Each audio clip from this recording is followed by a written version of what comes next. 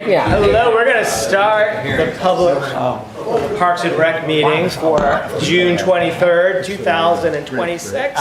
Is that it? I want to start off by welcoming our new member, Alan Poling, his first meeting as a member, so thank you for your service. Awesome. And we will start off with the agenda, and I'm going to immediately come up with something that needs to be amended. The election of the committee chair was last time, it was just on here this time, so we're just going to strike that off. If anybody else has any other discussion on the agenda or any questions or concerns, then we will just make a motion to accept the agenda as written. So moved. Second. Oh, okay, Linda, you got it. Since we have some people in the audience, we should probably Oh, we should do a call to order too. or a little There we go. introduction of ourselves too. Actually, yeah, we have to do a call to order. So anyway, so let's do that first. We'll start off with a call to order, and we'll start over here. Joe Friedman. Al Howland. Chris Gowland. Rachel Gazowski. Matt Swiss. Tracy Schrader. Al Poli. Linda Kuhn. All right, so now we'll go back. So Al had. So we've had a motion and second. You just have to, All right, just have to raise all your in hand. favor? All right. Now we'll move on to the minutes. Does anyone have any discussion on the minutes? They looked good, pretty thorough. All right. So I'll make a motion to approve the minutes. Yeah, is there a second? Second. It was, it was you, Alan. Yeah. I was like, All right. Yes, it's the efficiency mode we're going in. it's like, you guys are going too fast for me. All in favor of approving the minutes as written? All right. So now we're at the public comment part. So this is not necessarily the part where we're going to discuss the rink. This is any public comment about anything. So if you have rink like questions and stuff, we will do that when Bill does his presentation. But is anybody else who has any other public comments that they want to make? I'm assuming there's no one on Zoom. No, sir, Mr. Chairman. All right, thank you. Look at that. All right. So now we're going to go to the round table. So does anybody have anything for the round table? I can give a quick update on the Land Steward Committee. We're actually going to meet again on Monday, the 29th, with an outside vendor that's been selected to finalize some signage, starting with, begins with an L, with Jackson's Landing and with, I forget the other one, but. Is that Oyster River Forest? Cloverland Creek. Cumberland Creek, thank you, sorry. That's all right. And so we're gonna finalize some signage. We already sent comments in to the person that's doing the maps for the town. And then I know there was chat, and Rachel and Veronique had met, since we didn't get the AARP grant for updates at Jackson's Landing. They've sort of come up with a modified plan for this summer to look at updating and revising some of the signs that are there, replacing some signs, adding more signs, replacing the kiosk, doing some trail work down by the porta potty, doing some work on the community kayak racks. We had talked about this in the past, and the hope is to get all of that pulled together this summer. And that's about it. So I have a few things for the roundtable. The administrator referred to our committee a piano recital proposal. I don't know if it's been circulated among the committee at all. If not, I can circulate it. Someone's suggesting that maybe we work with them on a community concert in May of 27 or May of 28. So there's time to get this, but it was referred to our committee. And I'll make sure you get a copy, or I can distribute a copy I guess, to the whole committee. Also, the council saw something that a resident was complaining about the backboard and the lack of a backboard at the tennis courts, and that we weren't doing well by the youth of this community by not having a backboard. And I don't know if this committee wants to take that up at all about, or do anything or say anything about that further. I was gonna say, I saw an email where Todd had this is the same person, had addressed it, that it was basically a financial constraint. I mean, some of the bids for those things are like $9,000-$10,000 Right. to make them. Right. To make it right, like have it like in the ground with like posts and all the proper material, and then if you are gonna do it, it's like a special material that makes it so when the ball comes back off at you, it's smooth, it's not like hitting a ridge and, flying in the wrong direction. Is this so, This is at Woodridge. At yeah. Woodridge? Yeah. And there's, a safety component to that to make sure that it's done right so it doesn't fall on you, yeah. tip over. So it's not as easy as just putting some boards up and making it back. So if it's the same person, I think it's been addressed by Todd. Okay. And also, while we're talking about those tennis courts, I heard that they said that the crack was filled or fixed. Didn't look like that to me at all. The crack has been repaired. They still have some finish work to do out there. All right. You let us know when they think it's done, because it doesn't look, but barely looks different to me. Oh, no, the crack has been completely sealed in, and they went back to do some more work on it because the initial work was not quite up to snuff. Okay, so they came back. This was as of June 2nd, I went out there. Yeah, so the crack that's down the middle of the courts, that was not part of the plan to repair that. That's down the net line. Yes, The crack that was on the second court in, that has been completely sealed in. But they do have some, like I said, some more finish work to do in terms of, everything is flush now, but they need to come in and do some paint work in there. Okay. So all right, patiently waiting for them to thank you. come finish that up. And then I did want to just bring up, I guess in this meeting, up at Jackson's Landing, some of the trees are overrunning the sidewalk. And I don't know who, I know we're working with DPW on some maintenance issues, but also the cemetery, it looks like a tree fell on 2 sections of the fence around the cemetery. And do we know who's responsible for maintaining the cemetery? There is a cemetery committee, isn't there? There's a cemetery committee in town, but that may be a private cemetery. It is. And so I don't know if we know who's responsible for the I maintenance mean, of that. the trees that fell on that fence, that was several years ago, right? Yeah, I'll just chime in and tell you that's been quite a while. Yeah. And the fence, the black metal fence that is there now, was put up by the town to supplement the old rundown existing fence. So we put it up. I don't know any arrangements for maintenance or not, but Okay. I would say that's a public works matter. And then, yes, if there's the cemetery committee, then they may want to Okay. look at that. All right. That's all I had. Thanks. Anyone else? All right. We will move on to the director's report. That is me, yes.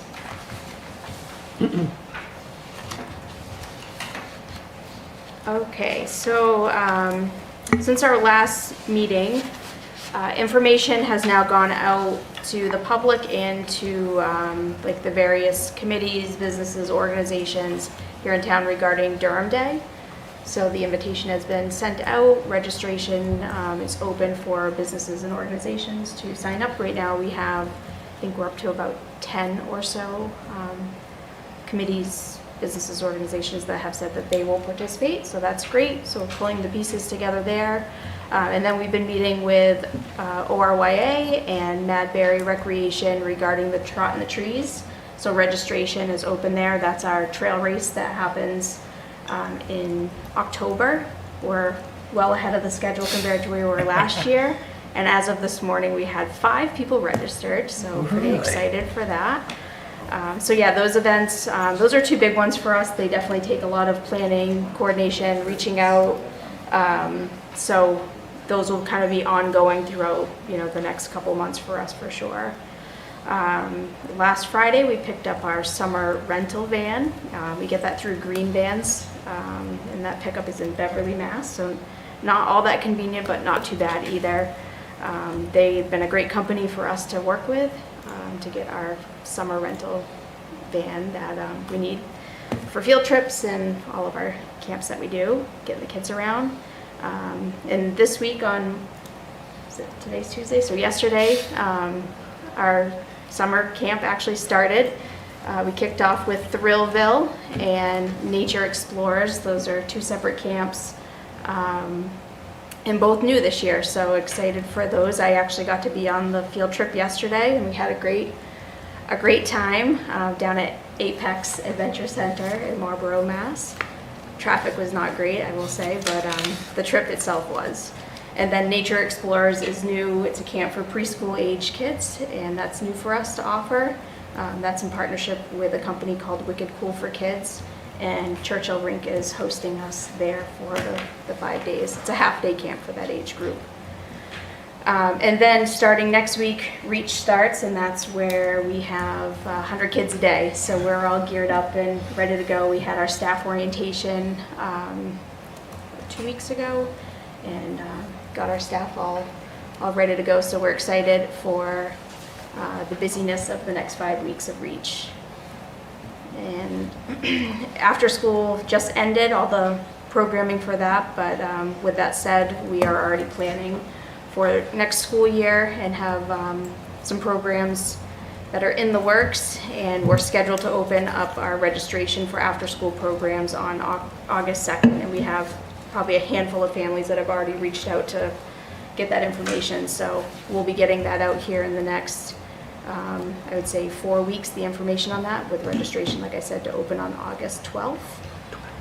On the Monday coming up on the 29th, we have our last adult trip of our kind of spring series that we set up, and we're headed to Lavender Hill Farm for a tour and a picnic lunch, lavender lemonade.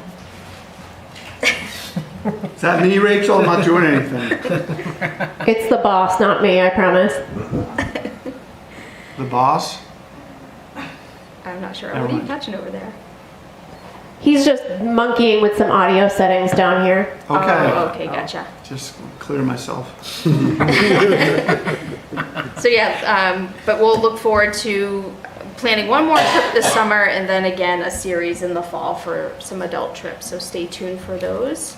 And then most of our recurring adult programming is going to continue on throughout the summer.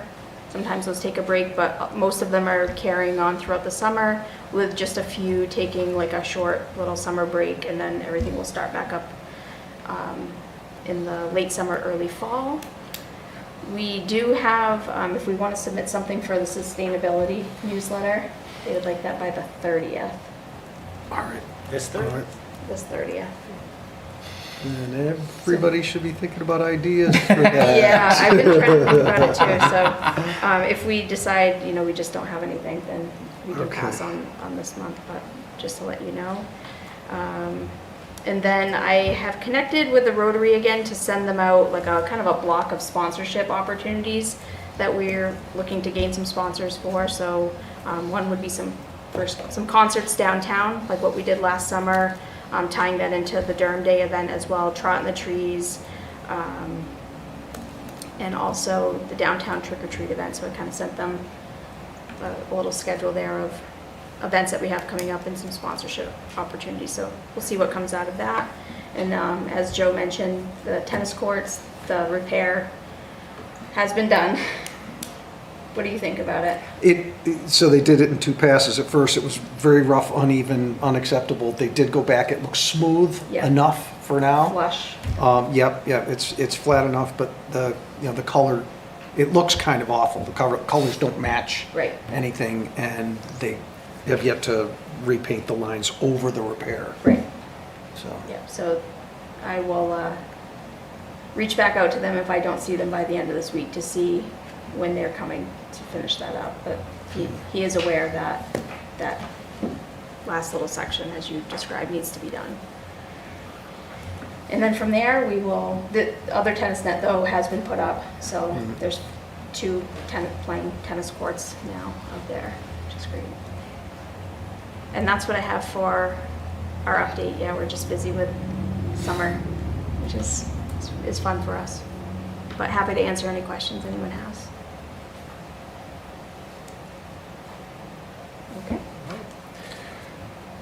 Okay. Well, you're next again, starting off the business. Okay. Rachel, can you come up? So Rachel Stevens, she is the voice that you hear on DCAT. Tonight's her last meeting. Oh, wow. So she's closing out her time here with Parks and Rec. And she's been running our meetings for a number of years now. And she's very great to us. So I think she's on her way up, and we just have a little something as a committee to just recognize her and her time spent with us on Tuesday evenings once a month. We appreciate her. Is that why the boss is here tonight? That's why the boss is here. Being let go because of the audio glitches. Come on in. All right. You get to come to the hot seat here. I'm so used to being behind the camera. You're like the voice from The above. secret- I am. Yes, I the- can't tell you how many folks I know in this town who have zero idea who I am.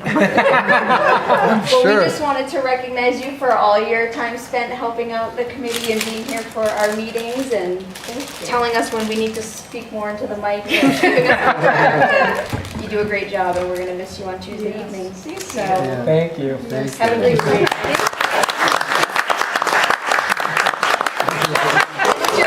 It's your last official DCAT meeting, right? Like we close I out have to go us. speak in the microphone or I'm going to be in trouble. Oh, no. Are you staying for the rest of the meeting or is someone else signing? No, I'll be there. I was supposed to be done tonight, and they actually needed me to work the planning board tomorrow. So, Shoot, I thought you were closing out with It's us. this close. This close. yeah. But I do want to say, I was the person who very first started recording these meetings. The chair was Mike Sievert at the time. You weren't used to being live recorded, and Mike Sievert, I think, did 2 more meetings after I chastised him for showing up 11 minutes late to a live meeting. And not speaking into the microphone. And not speaking into the microphone, but it's been cool because, you know, I get to see Kenny and then I get to see Tracy, right?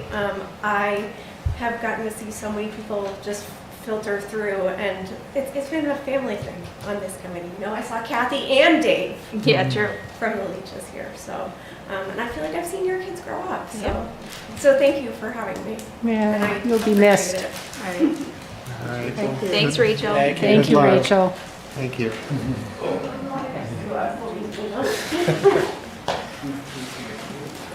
It truly is like the voice above. They all have this great. That's it. All right. Bill, I'm up? you're up. All right. I'll start just by saying my name is Bill Page, for the record. I'm the ice rink manager. And I just want to take a minute to turn around and apologize to all the people that I invited to come to the meeting, because I'm going to sit here with my back to you the whole time. And I don't think that's right, but I don't see a way around it, okay? I also want to introduce Chris Rice real quick. He's kind of with us. He works for TF Moran, the civil engineering company that we hired at the rink to sort of study the potential to make renovations and additions at the rink. So he'll be available for questions later on. And then I think what is best to these people, if we're going to have a conversation, they need to come up to the mic at a meeting like this, right? Yep. So I'll go through my presentation, and then you folks will have the opportunity to come up and speak your mind, chat, ask questions, whatever you want after that, okay? All right, let me just let it rip here. I want to start with a little history on Jackson's Landing because I know we have some new neighbors, at least 2 or 3 new neighbors. The land that the boat landing is on, which includes the driveway, is lot 11-4, and that was donated by Mr. and Mrs. Jackson in 1961, and that's how it all started. The land that the rink is on was purchased by the town in 1973, and this is a map of it here. You can see the boat landing lot, which looks like a flag upside down, and then the one the rink is on, and then the one across the street we also own. And along with the deal came where Public Works is, but it all got split up. So that's how we acquired the land. The town's agreement to purchase the land included language that said approximately 1 acre would be used for an ice rink. And then in 1973, the first rink was built by Dr. Robert Barth and Mr. Bill Davison. I actually knew Bill Davison because he owned property up in Hanover, and I worked at a restaurant that he owned the building, so that was kind of cool. So that's the rink circa 1973, and it stayed like that until like 1994-ish, if I'm not mistaken, when the first roof went up. I don't have a lot of pictures of this, but so I'm not sure if this is the re-roof or the new roof. I think it's the first roof, because also in 1995, the first roof collapsed. It was really unfortunate. No one was hurt. There was one person there, the Zamboni driver. He was on the ice. He tried to get out. He had to dive down on the ice against the boards, and the boards saved him. So it was pretty ugly. I was actually in Durham that day because I was the first operations manager at the Whittemore Center at the time. And later in the day, we had pneumonia leak at the Whittemore Center. So I've always called this rink disaster day in Durham. No one was hurt in any incident. So then for a lot of years, the rink looked kind of like this. I do not have a picture of it after the new roof was on it. This one's a little bit later, I can tell, because in the Mike Lynch era, they added the portico in the front there. As far as management of the rink goes, Public Works did it from 74 to 93.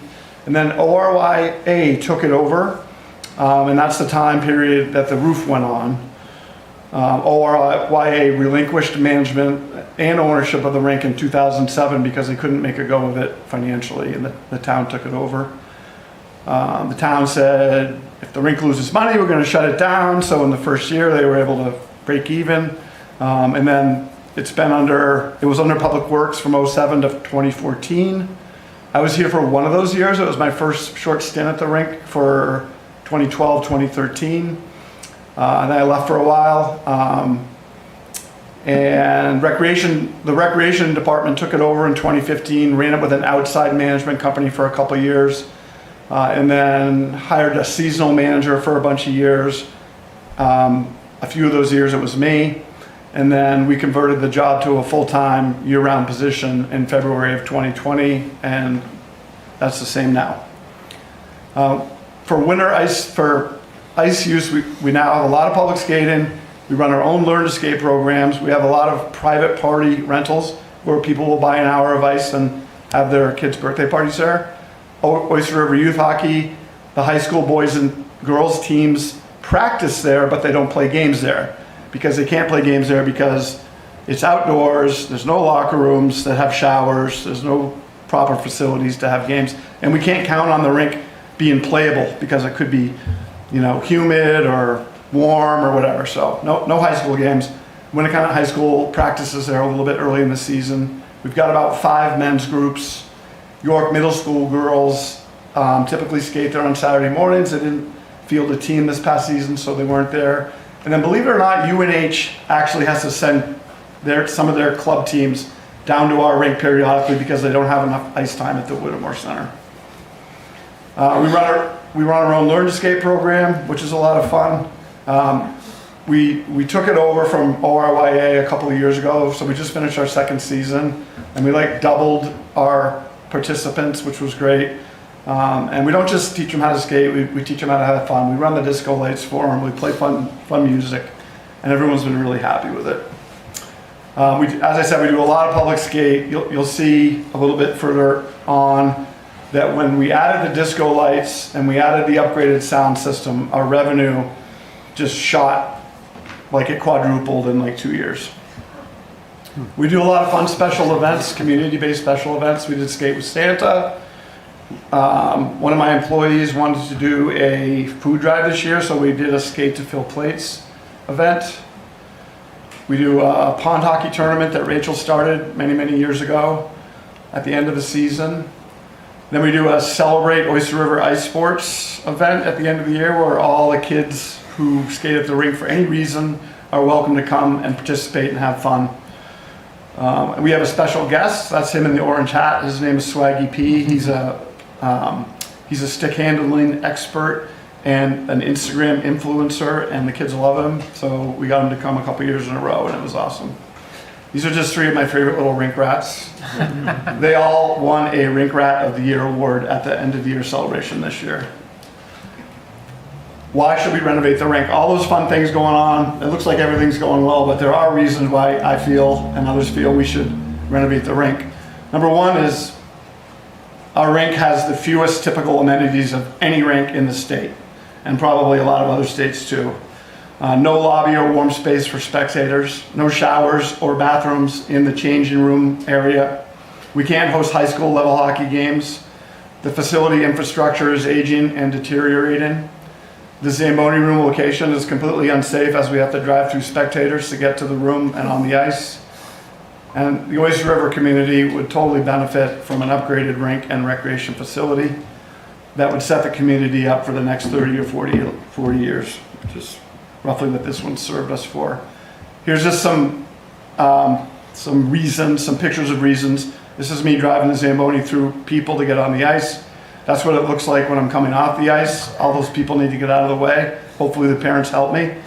We beep the horn, of course, every time, but it doesn't always work. Based on the fact that it's open to the weather, whatever weather is outside is inside. So if it's humid out, you can't see your kids playing on the ice. The roof drips not from leaks, but from condensation. This was during a big storm. I can't remember what storm it was, but believe it or not, like at that end of the rink where it's open, there's like a wind vortex that happens down there. So when it's a warm, windy, humid storm, it's like a disaster. It'll melt all the ice. So I cover it up like that to keep the ice from melting. We have issues with electrical. Boxes, not meant to get wet. They condensate. Plugs, beams. That insulation is deteriorating. It's slippery. Aging equipment, another reason. Our refrigeration system is 30, I think it's going on 31 years old now. It still works, we take good care of it, but it's not gonna last forever. And the cooling tower is part of the refrigeration, same thing, 30 years old. This is one of my favorite pictures. That was one of the worst days of my life. I actually solved the problem. There was like a gap between the locker room roof and the big roof, and I filled it in years later, but I still like to show the picture. But it doesn't happen anymore because I filled the gap. Despite shortcomings, we've been successful at growing a real community around the rink. Some of my kids and parents signing up for Learn to Skate. I'm not going to show you, there's like 5 slides here, but I just want to kind of show you what happened. I'm just going to skip forward to get to like here. About 2018 or 19, we bought rental skates. So, well, actually, that's not good. I'm going to go to here. Okay, I broke it out here. In 2013 was my first year here. Ice rentals, which is, teams paying to buy the ice, $142,533. Weekly receipts, which is all the public skates, the stick and puck, the hot chocolate, the skate sharpening, stuff like that, only $47,000. So basically 1/3. In 2019, we bought rental skates. So you'll see that weekly receipts start to creep up to $78,000 in 2021. And then 2022, I put in disco lights and a new sound system that we got used from UNH. And watch those weekly receipts go up to $200,000 this past year. So the point is like the rink used to be pretty much just hockey, right? And a lot of people had sort of a sour taste in their mouth about that. But we've flipped that around now. So it's like a full-on community facility where a lot of people come. It's not just the hockey people anymore. If we do it, what might it look like? And I'm gonna go through this, starting with the hockey side, the rink, and then after we get done with the rink, we'll go to the rec side. This is a rendering of what it would look like as you turn down Old Piscataqua Road. Entry, of course, to the rink straight ahead, and then over to the right, you can see an addition off the back, which would be the entry to the rec center. This is kind of a stale picture because the rec center is not on that rendering. So that X marks where you are. The top of the screen is Old Piscataqua Road, just to make sure we're all on the same page here. This is what you'd see when you came in through the lobby, into the lobby. The rink would be straight ahead. You'd have some lobby to your right. You'd have some lobby to your left. Over to the left would be the ticket booth, with a concession stand, and that's where people would come in and pay, get their rental skates, and then go in the rink. This is, there's two parts to the office. This is the back office, and I don't really have a good picture of the front office, but the front office would be where the rental skates were, the roller skates in the off season, the skate sharpening, the food, and that sort of stuff. So if you go from the lobby into the rink, this is where you'd be at the corner here. To the right, you'd have some bleachers. To the left, you'd have some bleachers down there you can't really see yet. That's the door as you look at it from across the rink over there in the corner. And then that X marks the spot where a hallway would begin, which would be behind the bleachers. And in that hallway, the first couple doors would be a family restroom, and then a men's room and a ladies' room. And then there'd be two, what I call lace-up rooms, which could be used in the off-season for other things, but during the winter season, it would be where all the people we have coming to public skating would go to get their skates on. We wouldn't send them to the far side, out of sight, out of mind, where the locker rooms are. We'd keep them nearby in rooms where we can watch them, especially on Friday and Saturday nights when we had fun skates with a lot of teenagers. And I would actually have cameras in those rooms, because where it's not a changing room, we could do that, and that would make it much easier for me to keep track of the kids on Friday nights. These rooms would look kind of like that. There'd be a wall in between. There's a closet in between in the designs right now where we could keep tables and chairs and stuff like that. And that's what it looks like from the outside. It kind of bumps out there. I wanted to have some windows in it because I want those rooms to be usable for things other than happen in a dark room. We want light outside, light. This is the hallway, like right to the right, that door right there that you can just barely see would go into that hallway. And the X marks the spot where there would be two locker rooms. They'd be the same room, they'd be exactly the same room design. One would be for the boys varsity and one would be for the girls varsity. And they'd be behind those doors right there. They'd look something like this, potentially. And that's kind of the outside of that corner of the rink. That overhead door right there will go into the Zamboni room, which you'll see in a minute. And the path that goes behind the rink now would be a man-made path after this project, if it goes like this. So it would still be there, but it would just be like a brick or pavement or something. Maybe gravel, not sure. So now we're gonna go into the Zamboni room, and the Zamboni, there's our new Zamboni. We'll just sneak that in there. The Zamboni room would have a snow melt pit, so we don't have to go outside anymore to dump, because there's really no great way to get outside with the Zamboni room being at the end. It's also bad for Zambonis to drive outside a lot. The room looks really big, and I have it designed pretty big because you'll see later on, we're gonna have to store something in the off season that takes up a lot of space. It's an off season floor to go over the concrete. Here we go, Zamboni room. Now we're moving to the refrigeration room. I'm not gonna show you this because I don't have any pictures of the empty room. That's the walkway along the back of the building. Ignore the water on the right. It's obviously not that high. It's just a flaw in the architectural drawing here. Then we're gonna go around the corner, and there's a hallway between the ice and those X's, and there'd be 4 locker rooms. Let me just back up. There'd be 4 locker rooms, and each of the 4 locker rooms would have its own bathroom, which would eliminate any concern about girls on a girls team being, seen inappropriately. A lot of rinks have shared bathrooms, and it's like ridiculous. It just doesn't work. They have doors in between them, but you can't lock them because it's a fire safety issue. You can't lock people in a room out of a room. So anyway, the only way to do it right is to have dedicated bathrooms per locker room. And then also along that wall is a referee's room and a coach's room, which I won't call out. Whoops, wrong way, sorry. The locker rooms would just be basic locker rooms with hooks and benches and rubber mats. And then there'd be a shower. That's not a shower, that's the bathroom. But then there's a shower, which I would purposely put behind a lockable door, because most teams that go in a rink like this don't need to go in the bathroom because all they do is cause trouble in there. So we would lock that when it was a team that wouldn't use showers. Future use, what would happen if we renovated this rink? and made it year-round, what would happen?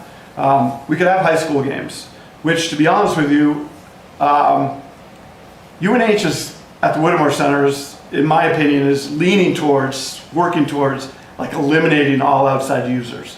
They just don't like having other users in there anymore. A lot of it has to do with one of the coaches who doesn't like the fact that there's other than UNH athletes, behind the scenes at the WIT ever.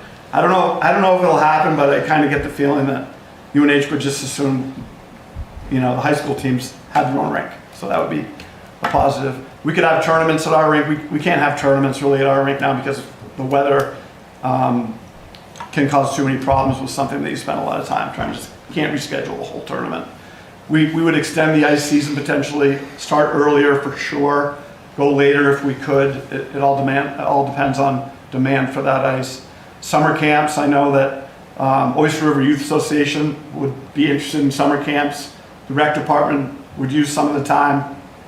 It would be a lot going on there in the summer. And my number one activity, because I know it would be just like the fun skates on Saturday night, Friday night, would be to buy rental roller skates and do a lot of roller skating with the disco lights. It would make a lot of money and provide a lot of recreation.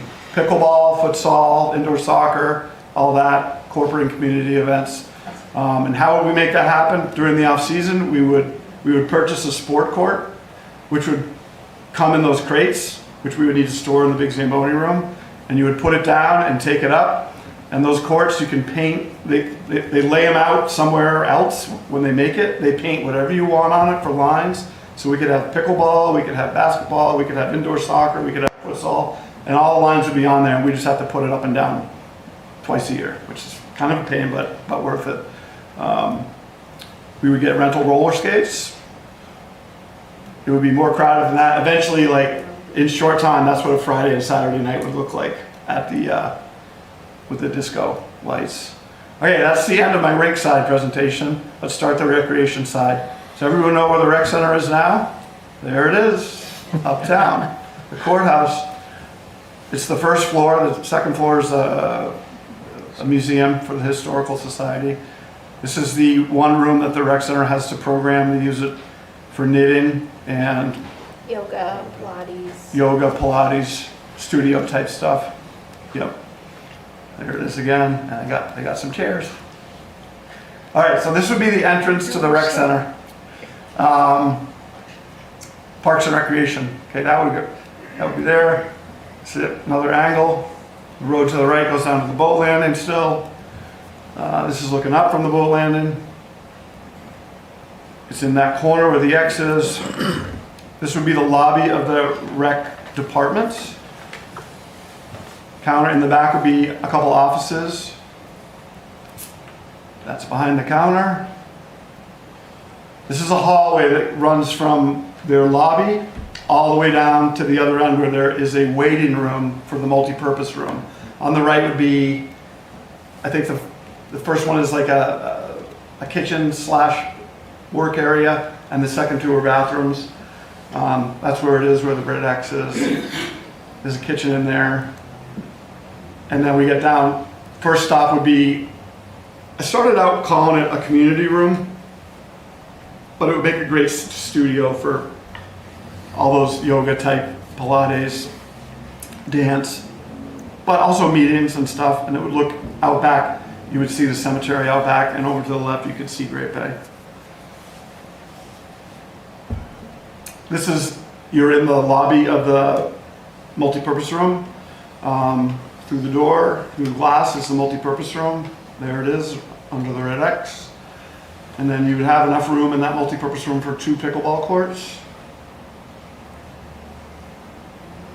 There'd be storage on the left, and those double doors would be storage for recreational equipment. That's what it would look like from the outside.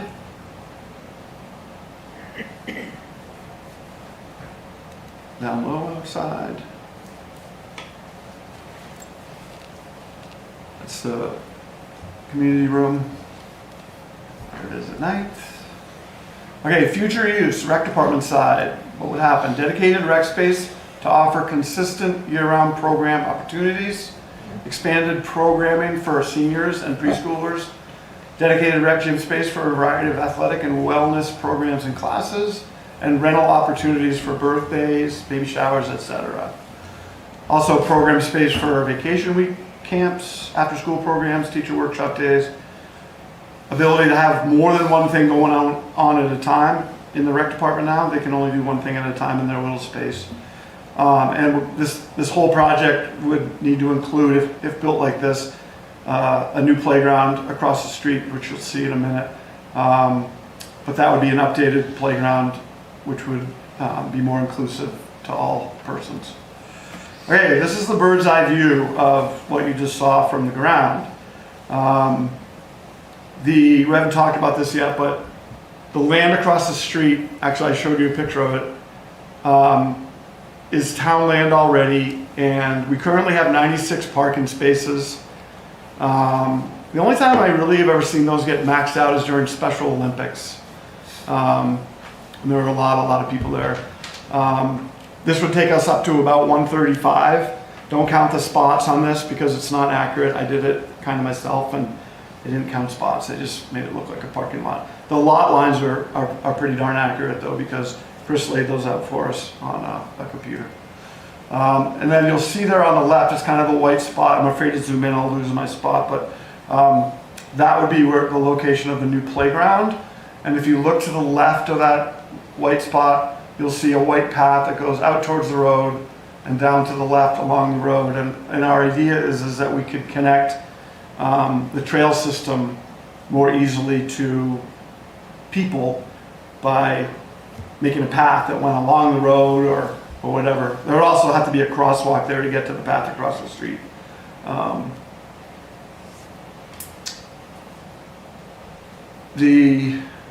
Gosh, I can't believe it. I can do it again. So I didn't really plan on talking about these, to be honest with you. So let's just get those for now. Probably go back to them. My goal at this stage in the process is not to figure out how to fund this. The goal is to figure out what the community wants to see there, if anything, before I spend a lot of time trying to raise money for something that's just going to get shot down. So really the goal now is to figure out kind of a design that the town wants to see that fits on the property we have to work with. But everyone always wants to know how much it's going to cost and how we're going to pay for it. So, I mean, I've known all along since I first started thinking about this in 2012 that, you know, the mandate for the rink was don't lose any money, no taxpayer dollars, right? So that's always been my thing, is we're going to have to raise a lot of money for this project. I'm not sure if maybe that hasn't changed a little bit where we've added the rec department to the facility, so maybe there's some different combination of, you know, rink fund balance, debt service paid for out of the rink operating budget, grants, government funding programs, and a lot of fundraising, blah, blah, blah. So that's just a look at that real quick.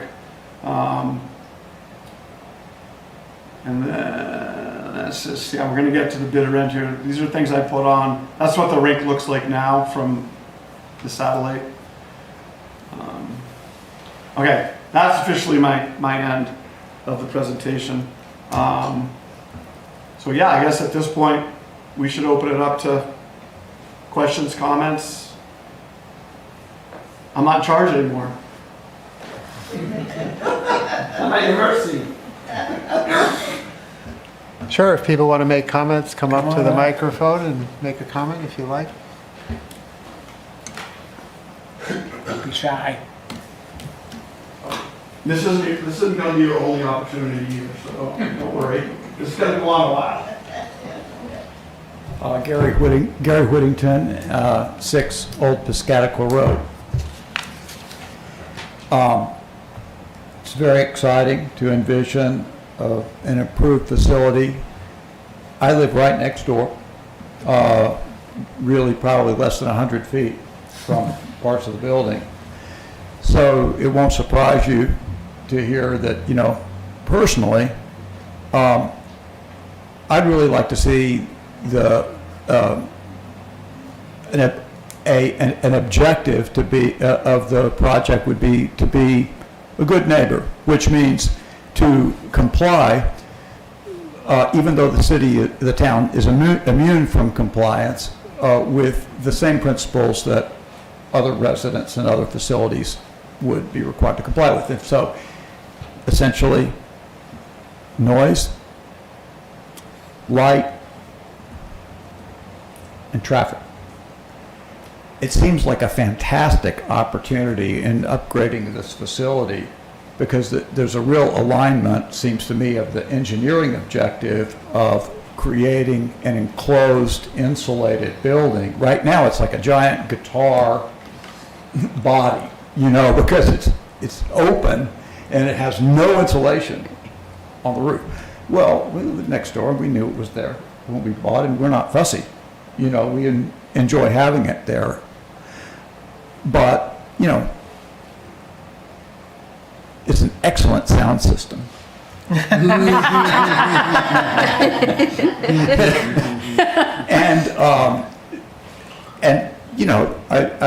when I thought about this, I thought, well, the first time I ever held hands with a girl that was skating in a rink like this. So, I mean, it's not like we want to spoil the fun.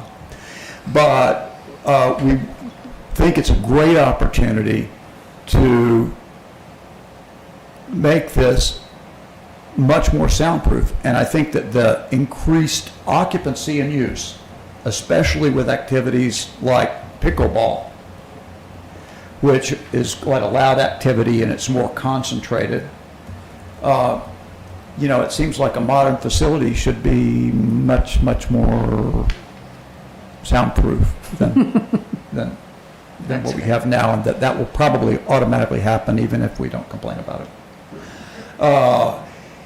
The other thing, of course, is the lighting. We've devoted a lot of thought to the way that the town has devoted a lot of effort to thinking in a new way. I mean, we all grew up, the more light, the better. Your parking lot safer and so forth. But now we're starting to understand the adverse impacts of that light. And it's not really consistent with our town ethos to be, doing things that, have an adverse environmental effects. And there's a new set of standards, the town has for that. And I just would ask that you be sensitive to that. And also, and it sounds like you're already thinking about all the issues. I'm a little skeptical that 114 parking spaces are going to get it done, but I'm sure that there'll be studies about that, right? 135. Well, 135. I'm a little skeptical because people right now go down and they park on the landing sometimes and whatnot. So those are my thoughts. Just, we want to be a good neighbor. And we'd like for the facility to be designed in a way that's sensitive to the neighborhood. And I'm sure that that's part of your plan. Thank you. And just quick response. I did hear that you came over one Thursday night, I think it was. We talked to Jimmy about the music. Totally great. And one thing that I've been thinking to myself is this will solve that problem. This would solve the problem. Because it would be very well insulated. Right. And soundproof. Yeah, that was really an outlier, and he was absolutely nice and understanding. Yeah. It was like 11, it was like 11:15, 11:30, and he was just driving the Zamboni, and he was rocking out.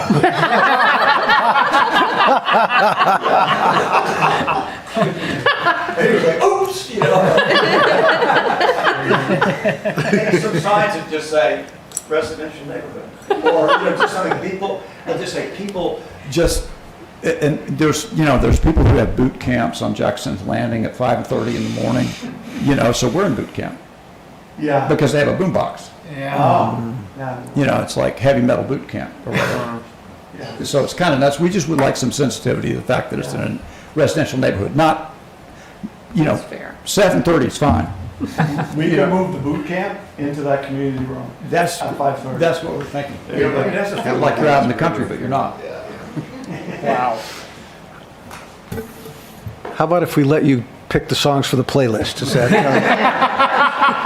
help? Looking forward to all the activities. There are other neighbors. Yeah, other neighbors may not like that.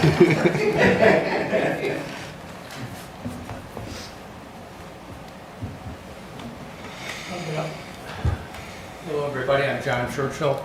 I'd like to thank Bill, especially for all the work he's done down at the rink. My brother was the one that put the roof over it and kept the program going. And then he actually worked on that for 3 years without getting paid and didn't build any houses during that period. He was a house builder. So there were a number of years that the rink struggled after that, after my brother stepped aside, and eventually Bill did step in and did a great job. Things have really moved forward. Particularly impressed with the rec skating. That's amazing, the number of people who turn out there. The Zamboni room, always been a problem, so it would be good to see that fixed. I would also say that just to plant a seed, traffic is an issue down there. It's pretty confined. You get a lot of little kids hopping out of cars and they dart across the street, and most drivers go down there 10, 15 miles an hour, but not all of them. So it would be a good idea to, I'm sure Bill's hopefully thought about it, and that with the town being involved would be to widen that road as much as possible. You talked about a crosswalk for the playground, but yeah, there should also be some consideration to have a little bit of room, sight room for people coming down Old Piscataqua Road. Another big issue, and I don't know that it's, I certainly don't think it's fixable by Bill. Would have to get larger powers involved, but Route 108, turning off of Route 108 if you're coming from Dover into the rink can be a real problem. People on their cell phone come up, and you know, when you trip in New Hampshire now, when you put your left blinker on, that's kind of like the signal to accelerate and go around at 60 miles an hour. And there have been a number of accidents there. Also, coming out of the rink, turning left is an issue. Once again, I'm not so sure how much power Bill has to fix that. It would have to be a coordination with the state, I would imagine.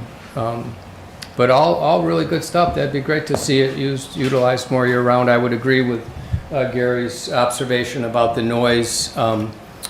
Originally, my brother ran into a lot of roadblocks from the state fire department. They didn't want the rink enclosed because if you do get an ammonia leak, that's a huge disaster. So keeping the sides open would help mitigate any kind of a real disaster if you got an ammonia leak there. And I think the equipment's way older than 30 years. No, it's been replaced. With the used, it did? With the used package in 2015, there was a new used package put in. Oh, all right. You missed that. Yeah, because boy, that stuff my brother... I wasn't here, but they did it at night when you were watching. Well, the cooling tower is still the same. No, that's also the same. It's 30 years old, but it's not the original. It isn't? All right. We must make them look exactly the same. They look the same. All right, well, yeah, that's all I have to say. It's pretty exciting to see it all done, but yeah, it's nice that you've welcomed us, because it is pretty intrusive in the neighborhood. However, as Gary said, it's good to see people out recreating and enjoying themselves. So yeah, so that's wonderful. Thanks, Bill. You're welcome, John. Just real quick to respond to one of your concerns about traffic. I notice the traffic all the time, and like we spoke briefly about, hey, some traffic calming of some sort, whether it's maybe a very small sort of island at the beginning of where you take a right to go down to the boat landing, or go straight to go down towards your house. Something to slow people down there. Right. Because people who are going beyond the rink, and there's a lot more of you down there now, and some of them are tenants, not homeowners. Yeah, I know one person that drives. Too fast. I know one person that drives pretty The fast. delivery trucks, same thing. Yeah. Those guys are always racing through there. So yeah, some sort of calming would be great. And another good thing would be to put up 10 signs saying it's a dead-end street. Yeah. It's amazing the number of people that try and cut down that road to get to Portsmouth. Did you have something? Just a clarification question. When you mentioned you have a problem taking the left out of the rink, do you mean actually coming out of the rink itself, or out of Piscataqua Road onto the main road? Well, when you come out of the rink after a hockey game and you're going right onto 108 up towards Dover, that's reasonably easy. That if that was widened, it would help, because the people going right could be in that right turning lane, but the people going left, it can take a while to make that left turn. And now that towards the center of town, towards the center of town, when you make a left from Old Piscataqua Road, And now the traffic, you know, at 4 or 5 o'clock in the afternoon in Durham, Terrible. that's backed up. So, you know, any game at that time Yeah. frame during a weekday. So, well, the obvious solution is a traffic light, but, you know. Yeah, you're all Right there. Yeah, I've got it. yeah, well, no one likes This that. driver coming up, I'm like, I'm really nervous about her taking that left. It'll be equally Yeah. Well, there's been a number of accidents at that intersection. All right, thank you, everybody.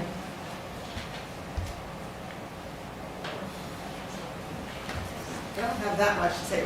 Anita Mather, my husband and I just moved in to 30 Old Piscataqua, John's and Judy's old house.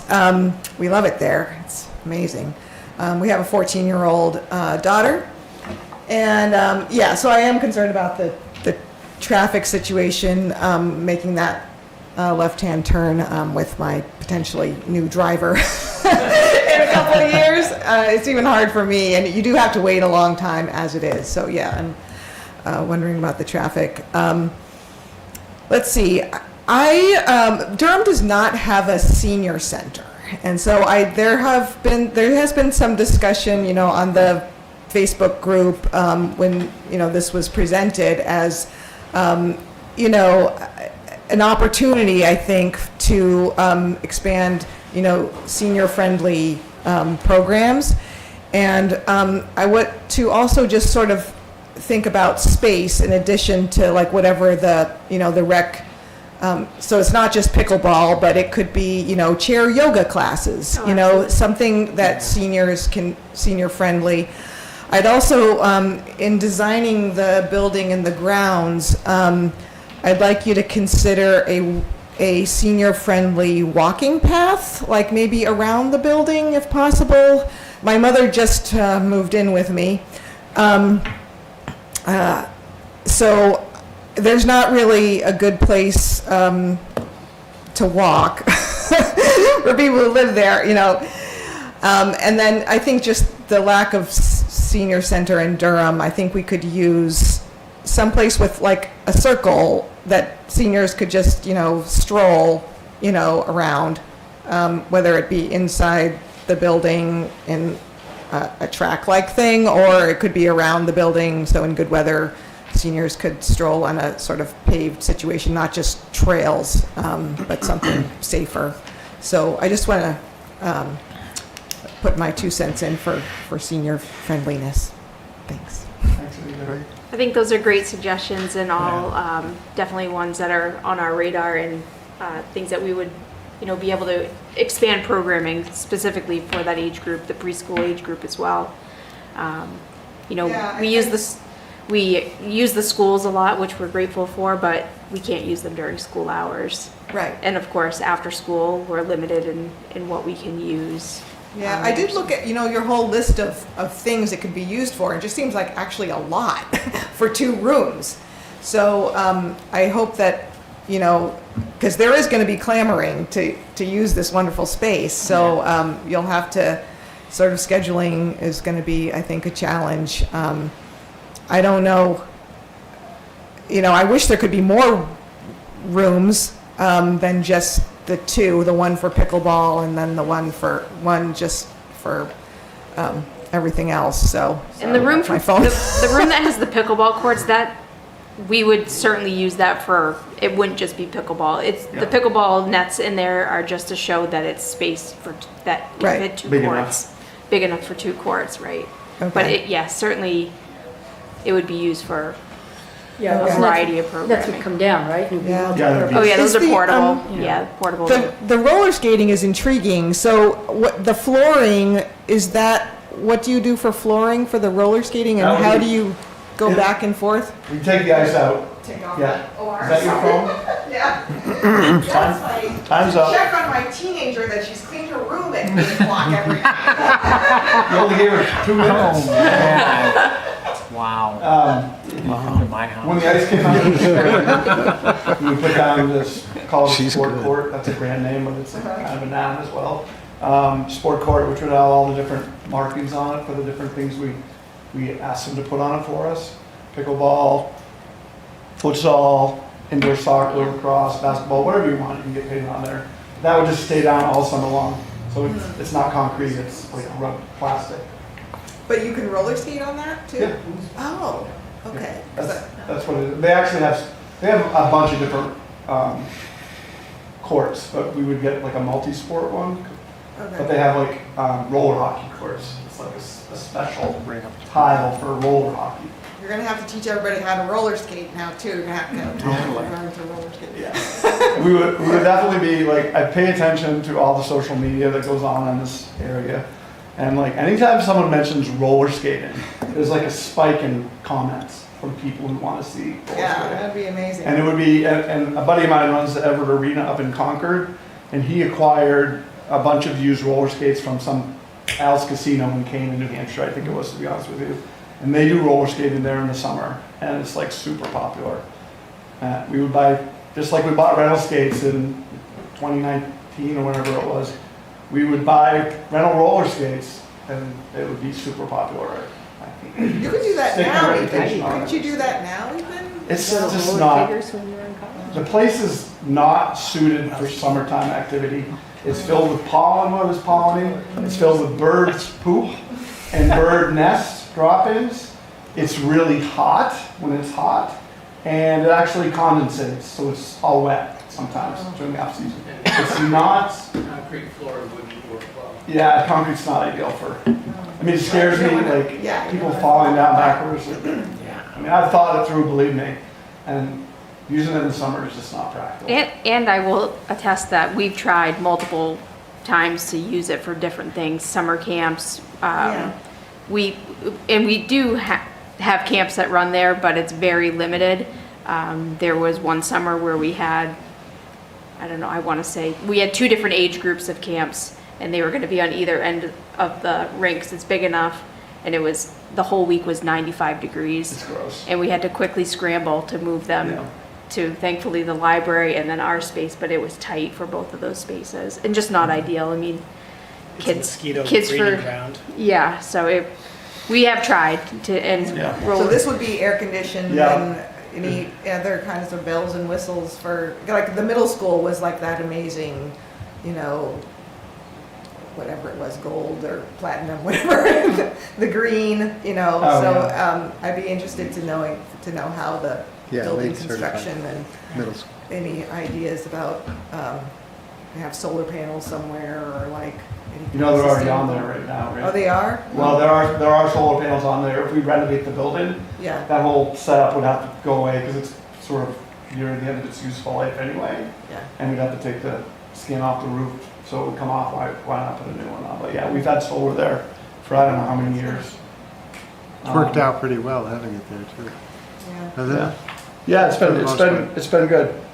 We had to replace the inverter this past summer for $12,000, which wasn't in the budget, but I still like the solar panels on the roof. Yeah. They save us about $10,000 on electrical a year, actually. Yeah. I like what the middle school did with the, over the parking lot. I like that too. Yeah, you're doing that. All right, I'll let someone else. Okay, thanks again. Hi, I'm Lisa Bubar. I live at 4 Old Piscataqua Road, right next to Gary, and with James. What's futsal? Futsal is like indoor soccer, but with a dead ball.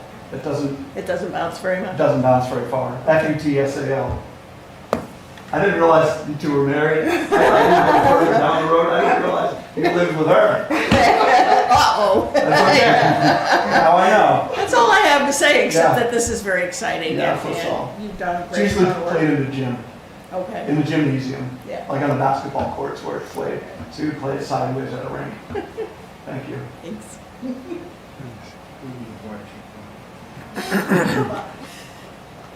We have a bocce court. Grass? Mostly weeds right now. Hopefully. An annex. It's a really nice one down Rye. I drive by on the, Yeah. it was like, Yeah, I got Husky to go with it too. a what? Yeah. And adult beverage then. Oh, I see.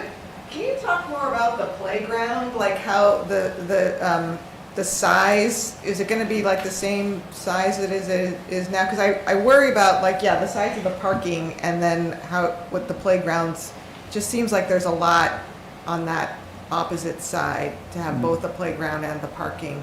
I'm just hoping, We because got people plenty. really love the playground, Yeah. so they use it a lot, so. Yeah.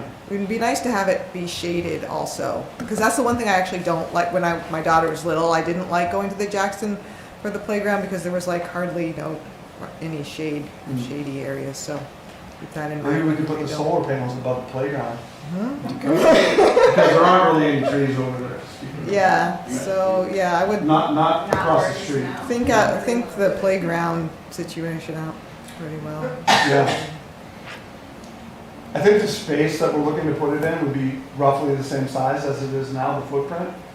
And I'm sure we could incorporate some shade trees of some sort, or awning type things. Yeah, the Woodridge, I think, has those, they Yeah. built some sort of shady, that you can have it, tables and stuff. Yeah, there's one at Woodridge, but more shade at both of the parks is needed, and also, updated. The parks are dated, so that's a goal moving forward is to update them, make them more inclusive. Specifically at Jackson's Landing, by moving it across the street, the goal would be there's the nature interpretive trail that really no one knows about or uses because it's just kind of not convenient. So if we put the playground in that setting, then we could tie that trail into the playground, and now we have this nice, nature interpretive, interactive trail that once you're done playing at the playground, you can go do a It's lap pretty around it. steep. I recently walked around it. There's one little section, but and it's the signage is a little bit confusing. So I would work on it. Oh, yeah. So that we don't have It'd lost be- children. It'd be that all that would need to be updated for sure. Yeah, it's like it's a little bit. Yeah, I think working on making sure the trails are actually clear. Clearly defined trails, because it's a little bit Absolutely windy.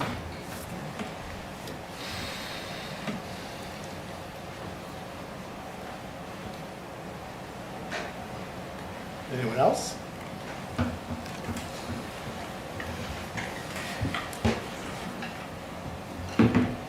Judy Churchill, I live at 32 Old Piscataqua. So what about the second Zamboni?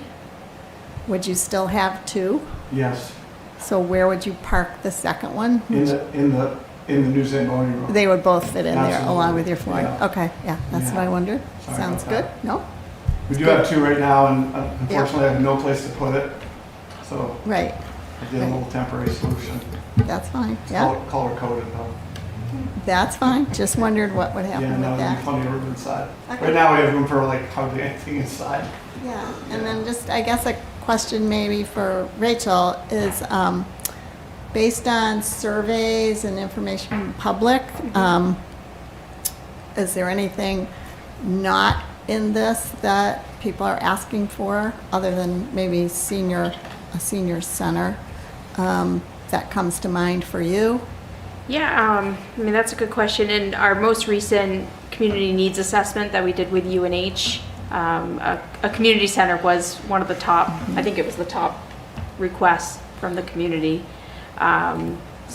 In terms of where to put a community center, I feel like we are pretty limited in Durham as to, if someone was like, here's $20 million, build a community center, like where would we put it? And so it does make the most sense to us to add it on to Churchill Rink.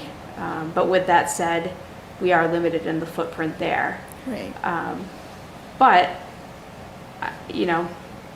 I think it does offer us the space. We've been pretty creative with programming with very little. So I think given, that new space and being able to run multiple programs at the same time, in addition to having the rink enclosed, we really could, I think we could make do and really beef up programming. Just one kind of related question is, so you mentioned that you run programs at the schools when they're not in session, and the library is like a community space also, but do you have how often do you run into problems wanting to use space at the library and it's not available, or you can't use it for whatever reason? Yeah, I mean, the library they're a great partner for us. Okay. We probably could occupy a lot of their time, so we're careful about what we ask for. But we do have some year-round, recurring programs that they are happily housed for us there. We've had some after-school programs. So we do use the library, but, like I said, we don't overdo it, overstay our welcome there. And the schools are great partner for us as well. But it is very limited as to, when we can get into the indoor space. And that seems to be kind of shrinking each year. And also it's not consistent. 1 year we may have multiple days that we can get in and do, or maybe a season that we can get in and offer pickleball or fitness classes or whatnot, but then that changes seasonally. So in the wintertime when basketball is in there, then it's almost impossible to get court space. So this would allow us like a pretty consistent run of programming that we don't have to shift for. Okay, thank you. I would add that the unique aspect of senior programming is seniors have a lot more flexibility in the hours of day that they can do things. So it might be advantageous to offer those 10 o'clock in the morning when no one else is competing for those spaces. So they may have more access to the multipurpose room and the other spaces that are there. Definitely.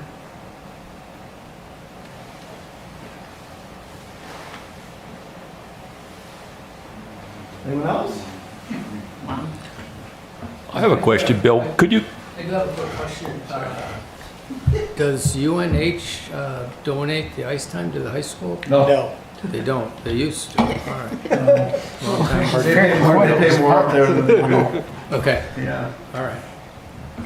Along those lines, I'm just wondering if Oyster River High School is using the facility for its hockey teams. Can any of the school budget be put toward that at all? Or, I don't know. It just seems like once you, or it's just like, Let me give you my response how to that that. works. It's just been my response to that since I got in this business in 1995, basically. Most of it, I started in Rochester, and I went to the rinks at Exeter, the Whitmore Center. You gotta make a profit, right? Yeah. So no one skates for free at any of these rinks. You have to charge money, and you're used to that. There's really little money in the school budget for the high school hockey teams. The boosters pay for the majority of the ice. They pay for all the practice ice. The schools pay for the game ice, the referees, the coaches, and the uniforms. So the majority of the funds come from parents. So. But the boosters clubs might be helpful in fundraising Oh, for this absolutely. because Yeah, it's they in would their be involved in interest that. to get it done, right? Yeah. And just one thought on that too is that, you probably saw, hey, they each have their own locker room maybe, but what we would want to avoid in a fundraising effort would be that they just want to raise money for their own locker room. It needs to be a big picture fundraising project. Right. So 'cause we need everyone's help for the whole thing, not just a little aspect of it, kind of. Yeah. So I'm the founder of the Oyster River Alumni Association, so just so I keep that in mind. I think alumni would be really interested in this. Yeah, so I think this is great. Yeah, thank you.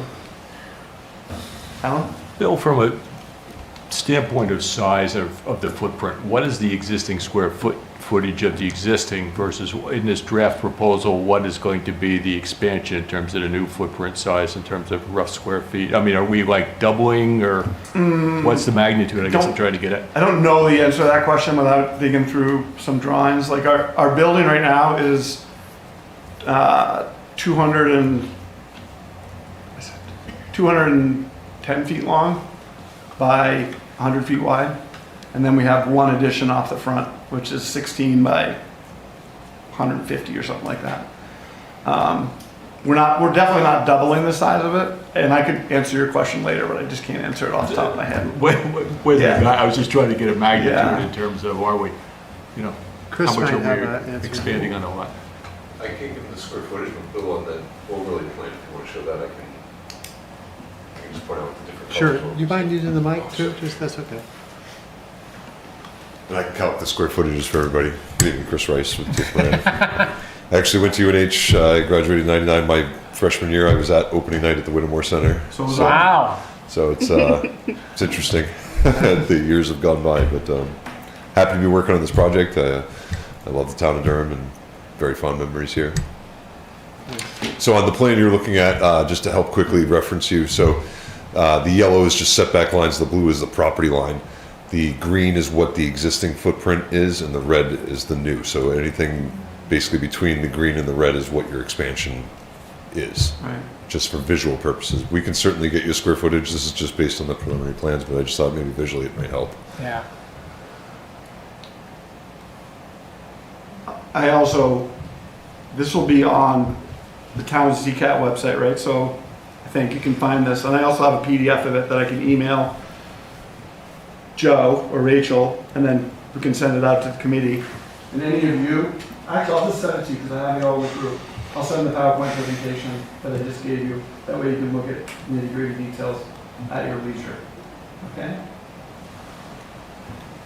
And I think it is interesting when you look at this and just when you look at the rink itself versus the green line, there's not really any space beyond the rink itself. You've got the rink and the wall, and that's pretty much what you got. So I think Bill's absolutely correct with just the amenity space that you need nowadays to go along with facilities like this. But and we're still working out some of the details. You know, what makes the most sense for the parking lot? Should it be a one-way in and a one-way out, a loop system versus full access at both locations? And so those details still have yet to be worked out. But I know they're in the forefront of Bill's mind, and we keep talking about what might best options be. And for traffic calming issues, I'm sure there's things we can work out, whether it's, you know, signage or a combination of signage and maybe a raised crosswalk, or almost like a speed bump crosswalk type of situation. That those might be things we can work out. It's still at very preliminary stages, but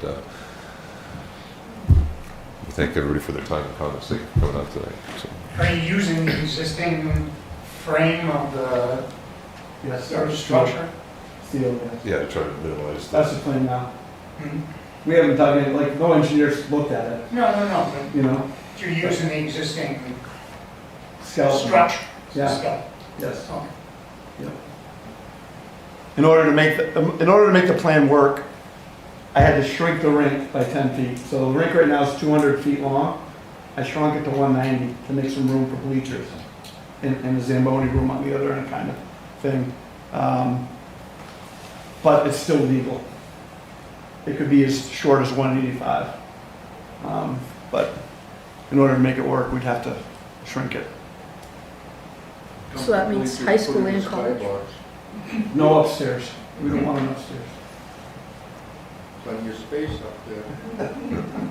I need room for the sound system. What kind of insulation are you contemplating on the roof? The roof panels would be insulated panels these days. Yeah, you know, skin insulation.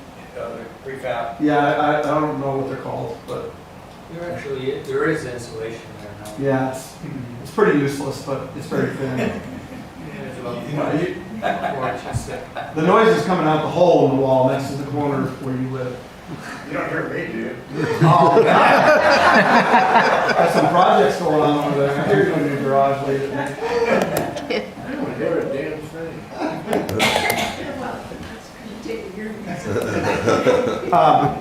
I want to say that I've been thinking about this literally since 2012, and it's a big relief for me to hear the neighbors being supportive of it. I'm grateful for that. Because I've got like 4 more years on my tenure as a rink manager. I've done this pretty much my whole career. But in 4 years, I'll be ready to retire from the town of Durham. Between now and then, I'd like to see this happen for Durham, because it really is known to be the worst rink in the state. Yeah, but the best playground. I mean, it's good for what it is. It's good for what it is, but the teams do not like coming to skate at that rink because it can be damp, it can be cold, there's no place for parents to sit, it's just whatever. And I think we can make it happen. So, Yes, thank you for coming. Thank you. Thank you. Yeah. Anything Any else? other comment or going once, going twice? No? just on the side, I'll say kudos to Bill, because I think a lot of guys in his position would kind of just be more looking to ride off in the sunset and let things be as they are, and he's really driven to try to improve everything for Yes. everybody, and so Thanks, Chris. it's, Much appreciated. All right. So if that's it, then we'll move on to the next topic. If you guys want to stick around for What is it? 7 minutes. I'm just kidding. We might not even start it. What do you think? Maybe we just do a quick little, I'll let you run because I really don't know what that means. okay. that's Thank you all for coming. All right, we got 8 minutes left, and Rachel's going to update us on the strategic plan, or at least what we should be doing for the strategic plan. Yeah. All right, so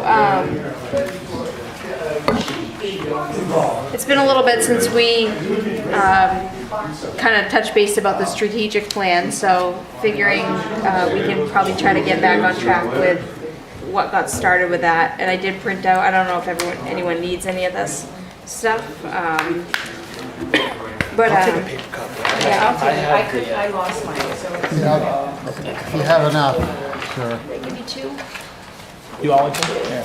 Oh, there you go. If you don't have enough, I can print one off. No, I can pull things up. You good? Okay, thanks. So let's see, the, Yes, yep, no, shut it, it's fine. Thanks, Chris. the key components that, we're working on are the financial and capital planning, the community engagement, and then like the park maintenance side of things. So Kathy had done the outline that you have here. And I've been kind of working on trying to make this a little bit more of a, like outline, I guess, document plan of a strategic plan. So I'm gonna pass these out to you guys as well to just review. And then from there, we would kind of create like more of a formal strategic plan document. But I think in the meantime, if we can kind of get back to working on each one of these areas, then that would be great. So in terms of the financial side of things, I had copied Al and Matt on setting up a meeting with Ted Howard, who's the trustees of the trust fund for the town. So I think we're gonna Friday, maybe meet on Friday. which would be great. Yeah, and touch base from there and get that ball rolling so that way we can start collecting money and putting it towards things to improve the parks. And then from a trail side of things, I know Linda mentioned that quickly, but just I'll kind of roll through the stuff a little quickly here. In terms of Jackson's Landing, as Linda mentioned, we did not get the AARP fund, but we still do have plans to do some work there. So I met with Veronique, and our plan is to work on the signage. We've been wanting to do that for a while. And also there's a stretch of trail that we can make more accessible. That would be like kind of right off the parking lot, heading down towards the water, closing off things there. In terms of the community kayak racks, I have one picked out, but Bill is telling me that he can help build one.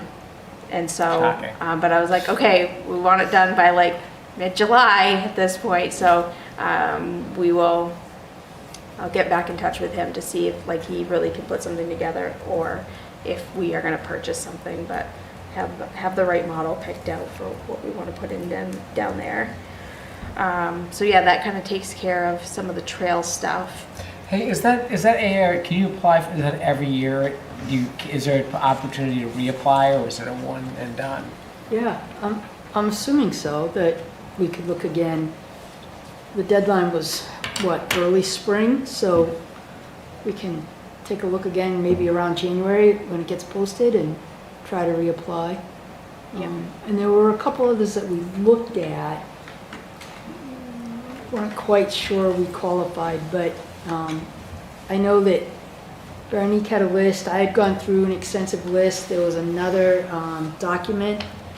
I think Sarah had sent it or you had sent it, but there's a gazillion different ones out there. You just have to really go through it with a fine tooth comb to Yeah. see, do we qualify? So, you know, we'll tackle that again, look for others. So that will, yeah, that's kind of where things are at with like the trails. But we can keep the group updated there. And then I'd say like the big ones are the communication, and Chris had really kind of come up with a nice, it was like right as Kathy was getting ready to leave and we didn't meet in April, so Chris came up with some great ideas on communication in terms of taking the community needs assessment and how do we showcase the work that we're doing based on what the community needs or wants us to accomplish. So we need to get back, that was a conversation I think back in March we had. Yeah. So maybe at our next meeting, you can update the group on those ideas that Or you if had wanna- shared. If you want to get together before that, I can push it a little bit further, because there were some gaps Okay, that I'd like to fill before we talk about it. okay, perfect. So, So I think like the big one that's in motion right now for us is getting the patrons fund or the Yeah. rec patrons Setting a funds, place, setting we up. have a place to put the money. Right. Would be good.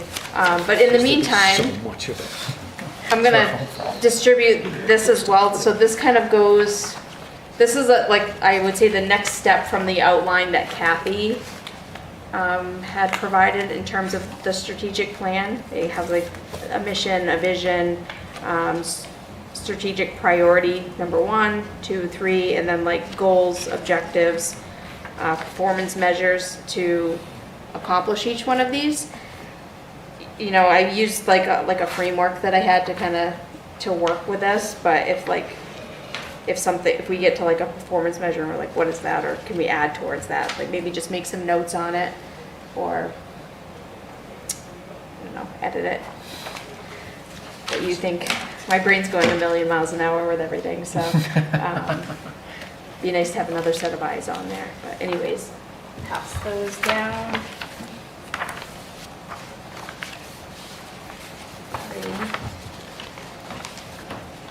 Do you want me back? No, that's okay. I've got everything. And this is the kayak rack. If anyone's interested, you can take a peek at it after the meeting. That I'd like to put in down at Jackson's for the community kayak rack. I must have a picture of that one. And that's kind of where things are at with the strategic plan. So I would say, Chris, who was working with you on communication? Just you? It was just the two of us and Kathy. Okay. So we're recruiting. Yeah. We're hiring. Anybody's interested in joining us. I can Yeah. join that. Yeah. Okay. Yeah, so at the next meeting, I guess if everyone can kind of take a look at, you know, the outline and this other document that are put together and see if the performance, you know, measures are good, the objectives, all of that, then we can start to kind of like tick away at this stuff in a timeline for doing all of that. But I guess that's where things are at the moment. Sounds good. Cool. You still have 25 seconds if this is. I actually have the official time. We're over. Oh, you used it all. It's like a FIFA ref, like I have the time. It doesn't matter what the scoreboard says. Motion to adjourn. I make a motion. Second, I mean, I second it. So we got a motion second. Okay, Just go all in check. favor? All right. All right. Last live.